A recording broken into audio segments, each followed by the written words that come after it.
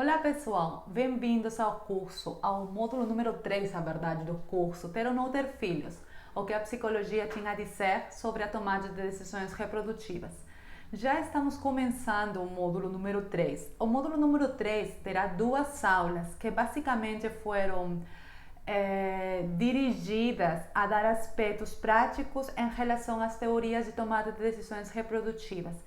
E nessa aula a gente vai falar um pouco sobre quais foram os estudos realizados sobre a tomada de decisões reprodutivas, que variáveis foram pesquisadas, em que realidades foram desenvolvidas cada um desses estudos e especialmente quais foram os principais resultados. Primeiro vamos começar contextualizando que a maior parte desta informação provém de uma revisão sistemática realizada durante todo o ano passado, que era uma revisão sistemática que procurava achar estudos em relação às motivações das pessoas para a parentalidade. Esta revisão sistemática foi realizada em 8 bases de dados no mês de agosto de 2018 e tirou muita informação relacionada não só às motivações das pessoas para terem, para não ter filhos, sino também às diversas variáveis contextuais que influenciam nessas motivações e outro tipo de componentes como intenções, desejos e condutas reprodutivas. Foram achados 49 estudos no total nesta revisão sistemática que foram desenvolvidos entre os anos de 1965 até o 2018. Dá para ver que realmente é um número pequeno em número e se corrobora com esta revisão a necessidade de mais estudos que abarquem a temática que tem a ver com a tomada de decisões reprodutivas e especificamente com a escolha reprodutiva. Esses estudos, esses 49 estudos que foram achados, a maioria deles foram achados nos Estados Unidos. 24 desses estudos, que são aproximadamente 50%, foram estudos realizados por pesquisadores norte-americanos em população norte-americana. Todos os outros estudos, outros 50%, foram achados em diversos países do mundo, como Itália, Uganda, Polônia, Alemanha. E desafortunadamente a gente não achou estudos sobre essa temática na Latinoamérica. Então fica um pouco difícil tentar fazer uma avaliação ou uma descrição real de como é o processo de tomada de decisões reprodutivas na nossa realidade. Mas os estudos apontam a diferentes influências que seria bastante legal, a verdade, que tente-se observar se existem as mesmas coisas e as mesmas influências com os mesmos fatores e com os mesmos níveis na nossa realidade latino-americana. Vamos começar a falar de cada um dos componentes e as variáveis pesquisadas que se relacionam à tomada de decisões reprodutivas. Mas antes de começar, eu gostaria de descrever que esses componentes, embora nesse momento eu vou colocar eles de uma maneira separada, eles só têm relação, só tem uma explicação se a gente olha todos esses componentes em conjunto. Porque a verdade, se, por exemplo, a idade tem impacto na tomada de decisões reprodutivas, essa idade não tem um impacto direto e sozinho. Tem um impacto porque essa idade está relacionada a outro tipo de variáveis, como, por exemplo, educação, como, por exemplo, contexto religioso, como, por exemplo, alguma variável sociodemográfica, alguma variável geográfica também mesmo. Então, isto por motivos práticos, a gente está fazendo uma separação entre cada uma das variáveis para poder ter também uma ideia geral dos estudos realizados em essa determinada variável. Mas a tomada de decisões reprodutivas é um construto que deve ser olhado como um construto complexo com diversas influências que conversam mutuamente dependendo do contexto, dependendo das características de cada uma das pessoas. Os 69% dos estudos que foram achados na revisão sistemática utilizaram um modelo teórico que diferencia motivações para a parentalidade positivas e negativas. A gente já viu isso nas aulas anteriores em relação aos modelos iniciais de custo-benefício e ao modelo de Warren Miller. Warren Miller é um modelo que utiliza variáveis relacionadas à motivação positiva e motivação negativa. e esses dados são corroborados na revisão sistemática. Esse é um modelo que está sendo mais utilizado atualmente na descrição da escolha reprodutiva. Então vamos começar com a idade. E por que começo com a idade? Porque a idade foi uma das variáveis mais pesquisadas na sua relação com a escolha reprodutiva, com a fertilidade, com a possibilidade de escolha de ter ou não ter filhos, especialmente em população feminina. Explicando um pouco e contextualizando, quando a gente descreve a idade, descreve um pouco que, embora essa idade foi pesquisada em diferentes contextos históricos e em diferentes tempos, foi olhada de um jeito muito diferente.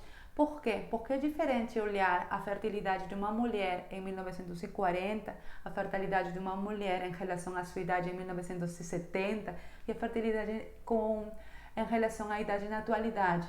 Os espaços que a mulher foi ganhando ao redor do tempo abriu diferentes discussões em relação ao que ela pode fazer em determinadas etapas da sua vida. Então, existe um conjunto muito rico de informação que relaciona a idade com o comportamento reprodutivo, especialmente nas mulheres. Mas esses estudos, desafortunadamente, que foram realizados em amostras femininas, apresentam resultados contraditórios.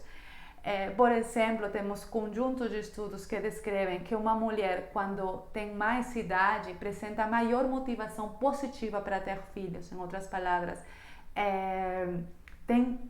vê coisas mais legais no fato de exercer a parentalidade, a maternidade, que quando uma pessoa é mais nova.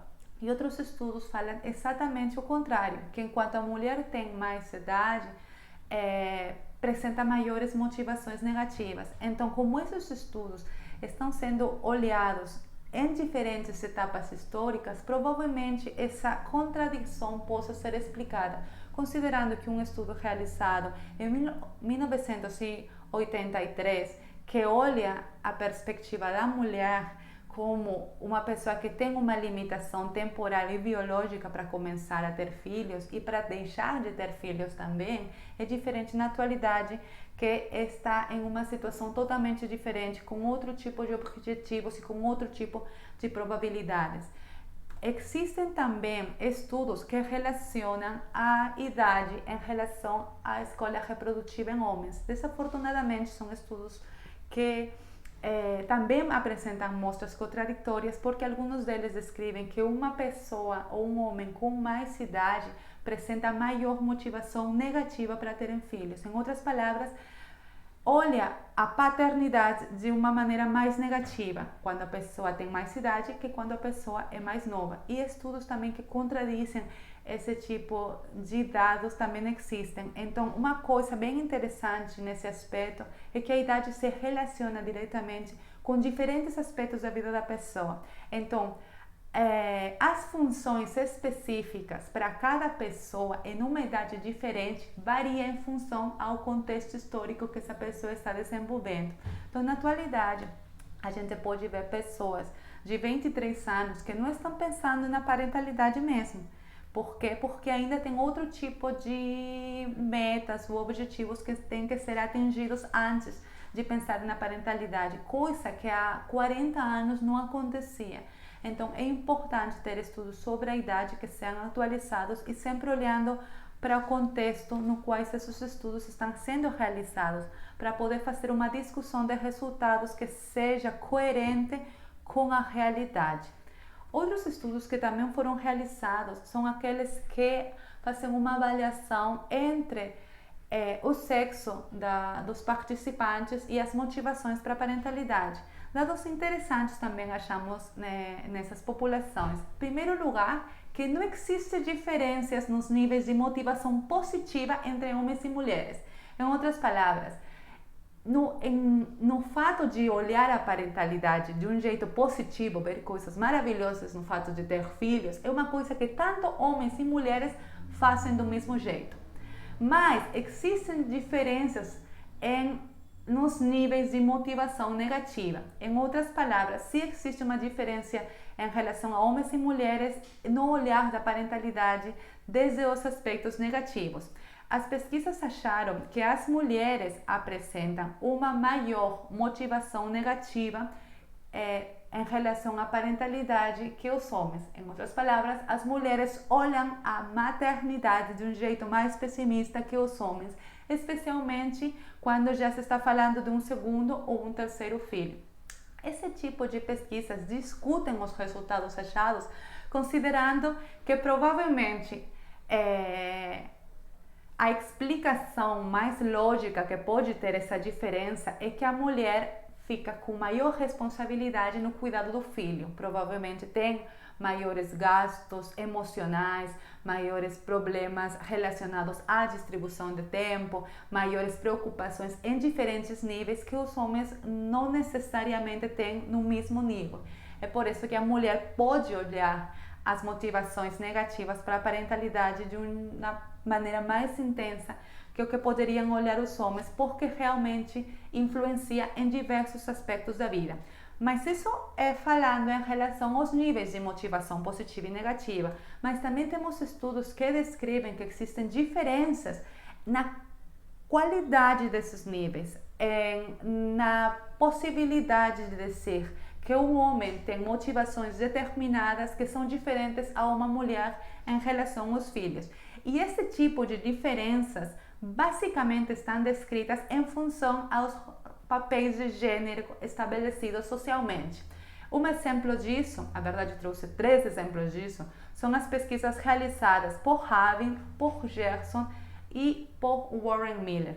Rabin realizou uma pesquisa em 1965 e achou diferenças entre os tipos de motivação entre homens e mulheres.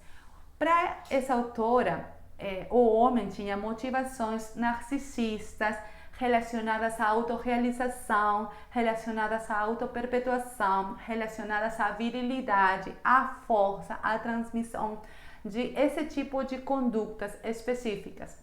A diferença da mulher, que segundo essa autora, tinha uma motivação mais instintiva e relacionada à natureza e à biologia. Olha aí, a verdade ter uma diferenciação bem marcada vai muito dirigida ao aspecto predestinado e biológico da mulher e ao aspecto de perpetuação ou um aspecto mais de autorrealização relacionado aos filhos para o homem. Marca muito bem uma diferenciação entre o que é esperado para um homem e o que é esperado supostamente para uma mulher. Gerson, em 1986, realizou também uma pesquisa que tentou achar uma diferenciação. E essa pesquisa deu dados relacionados a que as motivações do homem eram motivações relacionadas a um aspecto instrumental da criança. Em outras palavras, o que eu posso ganhar tendo um filho.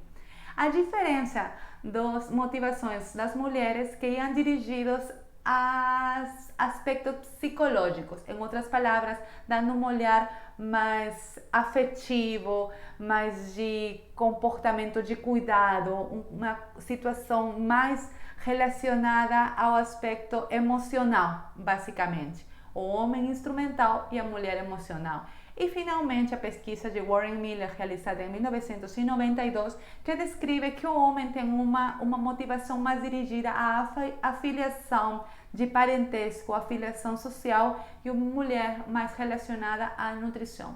Repito que é importante olhar esses resultados, enxergando que não é uma coisa inerente a cada um das populações, sino que são situações que se vão dando em função às necessidades contextuais e sociais que partem de cada um dos gêneros.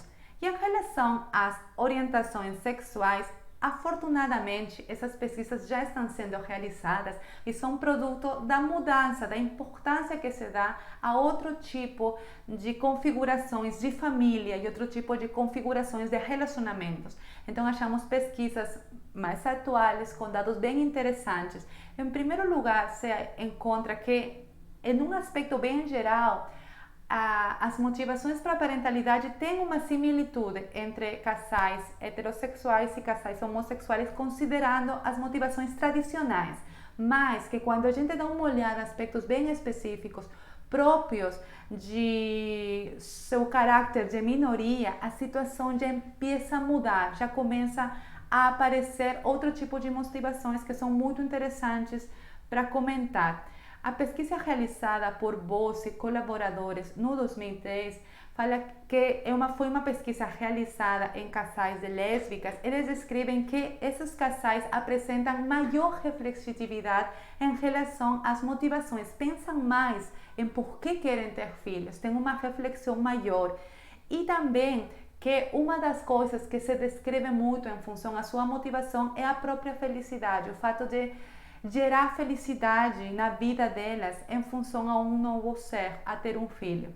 Goldberg, no 2012, realizou uma pesquisa em casais gays que descrevia que tinham motivações muito específicas em função a esses pais. Os pais eram pais que estavam num processo de adoção, então eles mencionavam que a transmissão de valores como tolerância era uma das coisas que motivavam a essas pessoas a ter filhos ou a adotar, e também a possibilidade de oferecer um hogar a crianças que estavam desprotegidas. Então, dá para ver que esse tipo de motivações são motivações próprias das características dessa população que está considerando, que se considera como com diferentes aspectos que podem estar influenciando no contexto com a característica própria de uma minoria, que são muito interessantes, deveriam continuar sendo pesquisados.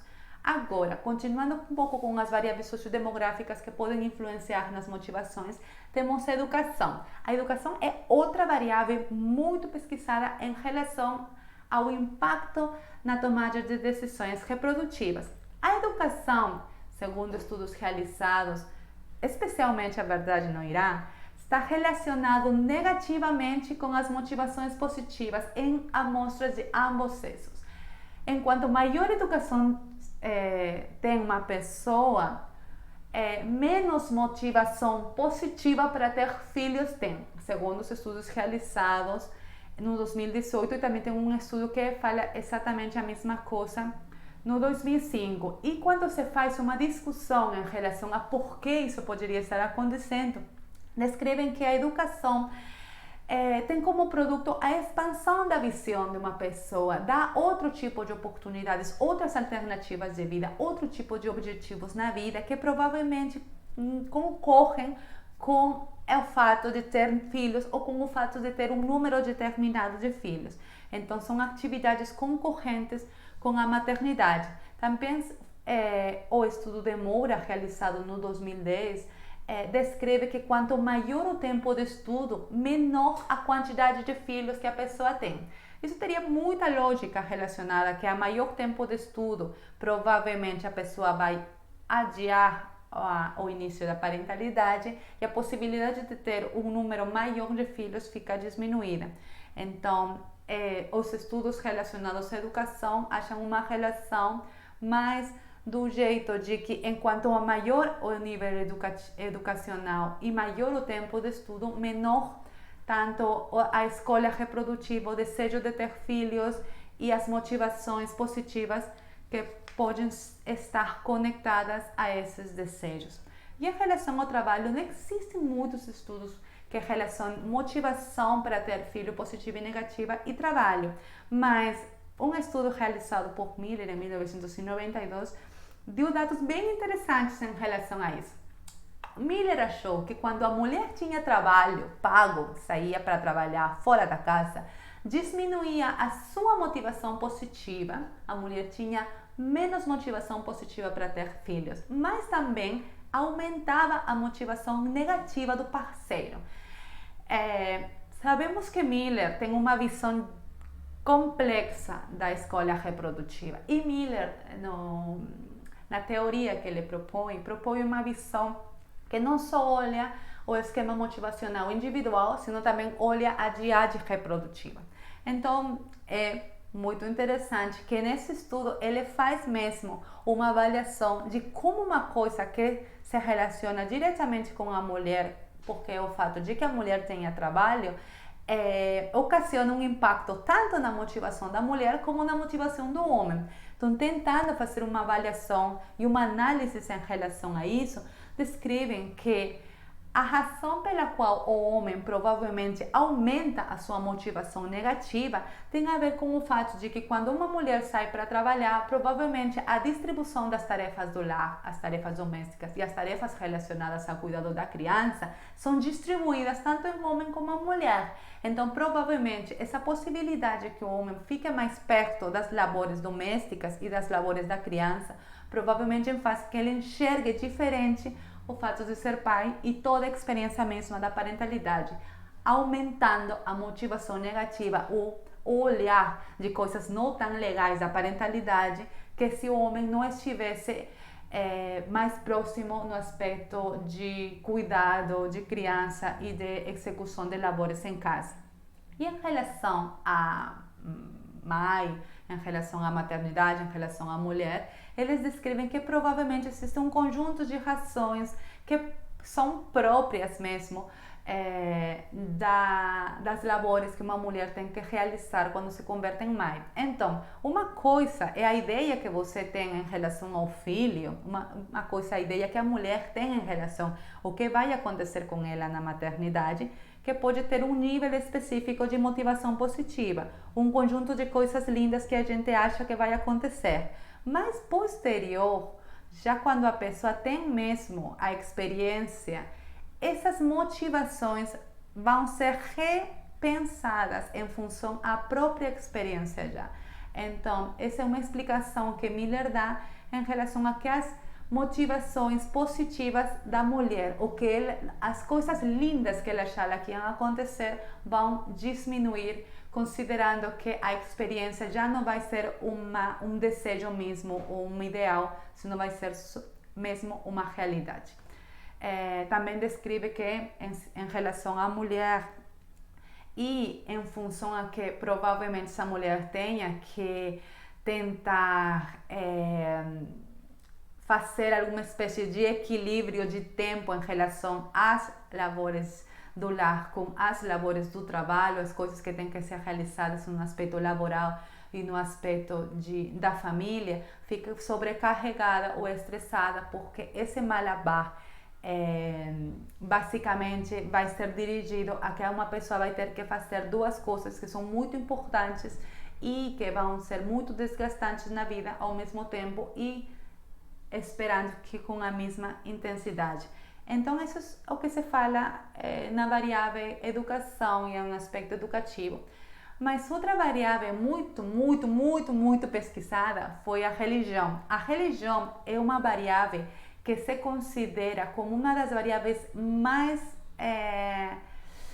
que tem mais impacto na função da promoção de valores centrados na família, porque a religião tem uma influência inicial desde a infância, porque a pessoa nasce inserida em uma religião específica, se transmitem valores relacionados à religião e abarca posteriormente um leque de atividades e crenças que vão se afiançando em diferentes etapas do desenvolvimento. Então, as pesquisas em totalidade concordam em que existe a relação entre religiosidade, não descreve qual religião, mas expressam a religiosidade e as motivações positivas para parentalidade. Por quê? Porque eles fazem uma discussão sobre que a religião faz uma promoção de valores pronatalistas, do aspecto de se casar, do aspecto de uma paternidade responsável, do aspecto de que uma família só é uma família com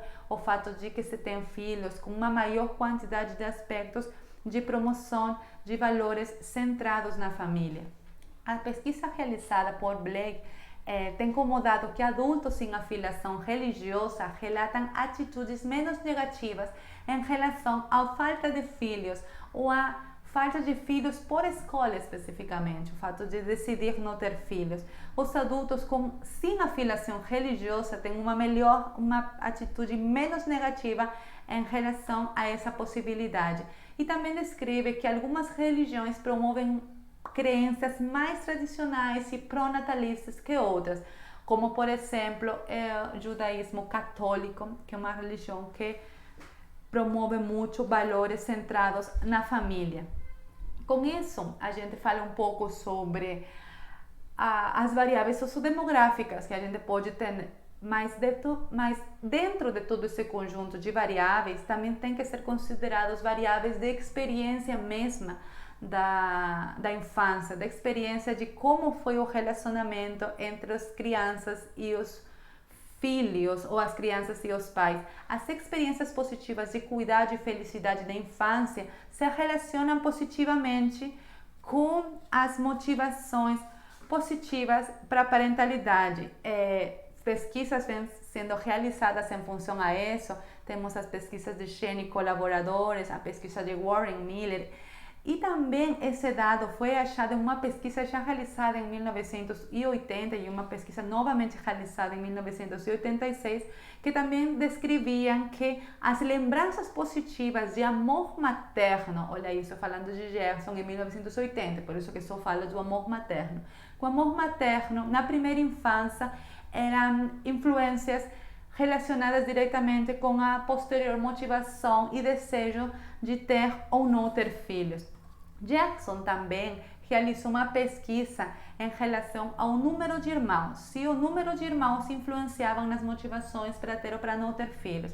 E os dados foram descrevendo que famílias numerosas tinham uma maior motivação e um maior desejo em relação a exercer posteriormente a parentalidade. E outro dado muito interessante foi que a ordem não tem relação se você foi o primeiro, segundo, terceiro, quarto filho, não tem isso relação. A importância que essa pesquisa dá é a importância relacionada a ter famílias numerosas, sem importar se você foi primeiro, segundo ou terceiro filho. Também foram achados que as experiências interativas positivas no cuidado de irmãos mais novos são consideradas um fator importante na formação das motivações positivas. Já Ciotes e colaboradores realizou um estudo transcultural na Alemanha, na Costa Rica, Camarões, que tenta dar uma olhada de se a experiência de cuidado com irmãos mais novos tem impacto nas motivações e na escolha reprodutiva posterior, e acharam que sim, que dependendo de se essa experiência foi positiva ou foi negativa, ia ter um impacto mesmo na formação das motivações para a parentalidade. Mas lembrando que não só a família influencia na tomada de decisões reprodutivas, senão também o casal, pesquisas muito interessantes foram realizadas em relação à influência do parceiro, da pessoa que compacta a vida da gente, em relação às motivações para a parentalidade. Primeiro se achou que a satisfação marital estava sim relacionada às motivações positivas para ter filhos. Essas pesquisas que, por exemplo, algumas delas foram realizadas no 2015, também foram corroboradas com outras pesquisas realizadas anos antes. Temos pesquisas desde 1986 que descrevem essa relação entre satisfação familiar e o casal, pesquisas realizadas por Gerson em 86, pesquisas realizadas por Miller em 1993, que descreve que a ausência ou a satisfação em relação à atenção marital prediz mesmo as intenções, especialmente de ter um segundo filho. Um estudo realizado por Miller e colaboradores no 2005, que fala do esquema motivacional do parceiro, não sei se vocês lembram, mas na aula que fala do casal, a gente falou que todos tínhamos o mecanismo necessário para perceber o esquema motivacional do outro e tirar desse esquema as nossas próprias conclusões. E tem esse esquema um impacto nas nossas próprias escolhas reprodutivas. Então, nesse estudo realizado por Miller em 178 casais estadunidenses, esse estudo demonstrou que do total da percepção do esquema motivacional do casal, deu 100% dessa percepção, 2/3 desse total eram mesmo uma percepção, o que mesmo o parceiro estava desejando, e 1/3 dessa percepção total eram os próprios desejos. Isso foi uma coisa que a gente já viu na aula passada em relação a que o que eu estou percebendo é um conjunto de o que realmente a pessoa está sentindo e o que eu quero realmente para a vida. Então, esse estudo de Miller, que é um estudo bem interessante, é um estudo que descreve toda essa influência diádica e como a percepção do outro influencia em nossas próprias escolhas reprodutivas. É um estudo que vocês deveriam ler, a verdade. E também existem pesquisas que relacionam o modelo completo de Warren Miller. O modelo que tem componentes específicos. Essas pesquisas tentam descrever se existem mesmo relações ou influências entre um e outro componente do modelo. O estudo realizado por Miller em 95 e posteriormente um estudo realizado por Pesquisa colaboradores no 2005 acharam que as motivações positivas e negativas são importantes predictores dos componentes que seguem, que são os desejos do indivíduo, seja desejo de ter um número determinado em um tempo determinado ou de ter ou não ter filhos. Então, são predictores as motivações dos desejos. Outro aspecto muito importante achado no estudo de Hanatan, que as pessoas demonstram mais motivações positivas para ter filhos, são mais propensas a tomar medidas reais para ter um bebê e menos propensas a procurar um aborto no caso de uma gravidez não planejada. Então, enquanto maior motivação positiva você tenha, provavelmente as condutas reprodutivas vão ser mesmo maiores. E por outro lado, se você vai ficar ou não vai ficar grávida, a possibilidade de um aborto vai ser menor em pessoas que têm motivação positiva para ter filhos. Temos estudos assim muito mais recentes do 2014, do 2017 e do 2018. Miller realizou uma colaboração com Tren e Young no 2014 e fez uma avaliação em mulheres jovens afro-americanas, tentando fazer uma predição entre a motivação positiva e negativa para a parentalidade e o uso de preservativo, e achou resultados interessantes de que pessoas que tinham maiores motivações negativas para a parentalidade tinham um uso menor do preservativo, e as pessoas que tinham motivação positiva ou ambivalente. É uma coisa bem interessante porque esse estudo de Miller e colaboradores faz uma relação entre motivação e conduta pró-concepção ou contra-concepção. O estudo de Minarska, realizado no 2017, foi realizado na Polônia com homens e mulheres sem filhos, procurando achar uma verificação do modelo completo, e achou que os desejos são bons predictores das intenções e as motivações positivas e negativas apontavam aos desejos. Em outras palavras, tinha uma relação entre motivação inicial, desejos posteriores e posterior intenção, tal qual o modelo de Miller está propondo. E que as motivações positivas eram motivações que tinham um impacto maior que as motivações negativas na própria tomada de decisões reprodutivas. Esse é um estudo muito interessante, que um estudo que faz uma validade do modelo completo, do modelo teórico, e que também faz uma análise do instrumento que está sendo utilizado para esse modelo, que é o instrumento de Warren Miller. Alexander e colaboradores têm um estudo no 2018, assim, bem novinho, que também é um estudo realizado em adolescentes e jovens afro-americanos com histórico de doenças de transmissão sexual. Eles também tentam fazer uma avaliação entre as motivações positivas e negativas e o uso de preservativo. E acharam que a mulher que tinha uma motivação para a parentalidade positiva era uma pessoa que usava mais determinados métodos contraceptivos e de um jeito determinado, não achando relação entre a utilização de métodos contraceptivos e a figura masculina. Também em relação a quais motivações são mais preponderantes que outras em relação a homens e mulheres, também foi achada uma coisa bem interessante.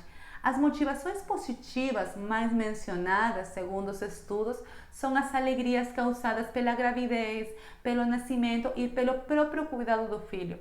Dá para ver que na atualidade as motivações específicas para ter filho é o próprio sentido de felicidade e as coisas lindas que vão acontecer do fato de de vivenciar a gravidez, o fato de vivenciar o nascimento e do fato mesmo de cuidar e educar a um filho.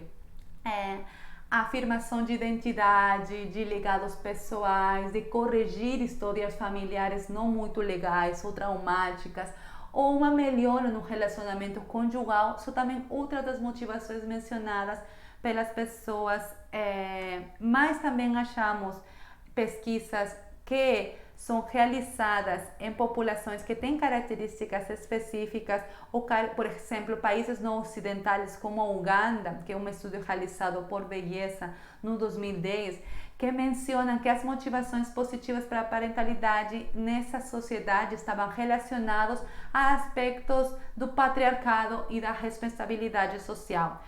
Em relação às motivações negativas, se acha possibilidade de uma criança defeituosa, preocupação e responsabilidade que gerará reconsiderações parentais e financeiras como as principais motivações negativas para ter filho. A verdade, a maioria de pesquisas são focadas nos aspectos positivos da parentalidade. E também existem pesquisas que fazem uma diferenciação entre se o fato de já ter ou não ter um filho, o fato de já estar em um ambiente familiar determinado vai influenciar ou não nessa tomada de decisões reprodutivas. A pesquisa de Stover, Richer e colaboradores menciona que os casais com filhos mencionam uma maior intenção de procriar que os casais sem filhos. Isso teria muita lógica se a gente está olhando e analisando em função ao modelo de Warren Miller, porque o modelo de Warren Miller descreve que as intenções são o terceiro comportamento da tomada de decisões reprodutivas. Então temos já motivações, desejos e futuras intenções, que já é uma avaliação do contexto. Então o fato de uma pessoa já ter um filho, provavelmente já está encaminhada a conseguir o conjunto familiar ou o número desejado da família que deseja. Então é muito mais provável que as intenções sejam exteriorizadas com maior tranquilidade ou sem nenhum problema. Também foram achados que as mulheres apresentam maior intenção de ter um primeiro filho que os homens.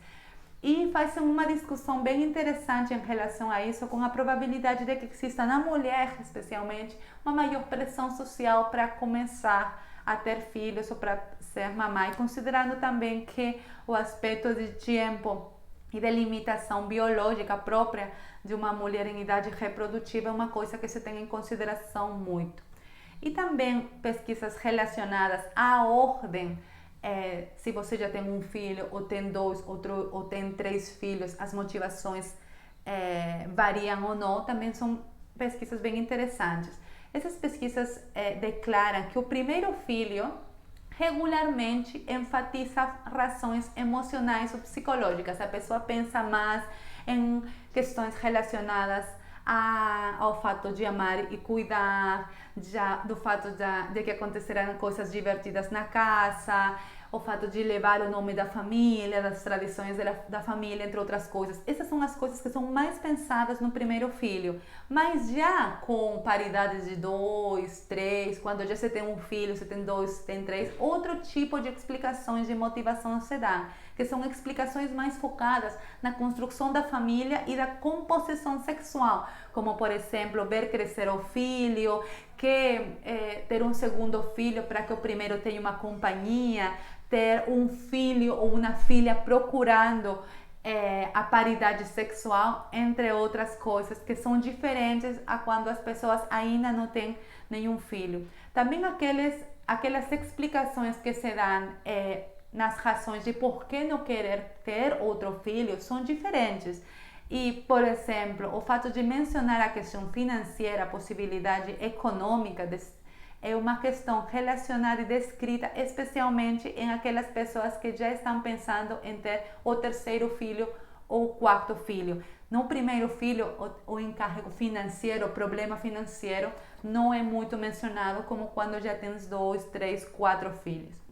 Pesquisas muito interessantes, também relacionadas ao adiamento da parentalidade, da maternidade, da paternidade, foram desenvolvidas. Temos uma pesquisa qualitativa muito interessante, realizada por Bernardi Ferres Carneiro e Magalhães no 2018, que é uma pesquisa com dados brasileiros muito interessantes. Dentro das razões pela qual adiar a parentalidade, foram achados medo da possibilidade de ter um filho com alguma deficiência, a questão financeira, o problema de não ter o suficiente ingresso econômico como para bancar o cuidado e manutenção e a criança de um filho, envolvimento em outros projetos, ter outro tipo de objetivos e adiar a parentalidade a experiência de ter um filho para quando esses objetivos sejam atingidos, e uma falta de rede de apoio, de morar perto da família, de ter um trabalho que possa ser conversado em relação à parentalidade sem ter um problema de escolha muito forte, ou todas aquelas coisas que podem fazer que a experiência de maternidade e paternidade seja mais llevadeira. E também tem motivos, nessas pesquisas descrevem os motivos para não adiar mais a paternidade e a maternidade. E o motivo mais mencionado são as preocupações relacionadas diretamente à idade das mulheres, considerando os fatores biológicos. Em outras palavras, tem um ponto de corte no qual as pessoas têm que tomar uma escolha específica em função a ter filhos, porque já não podem adiar, porque têm que considerar os fatores biológicos de idade e de fertilidade relacionadas.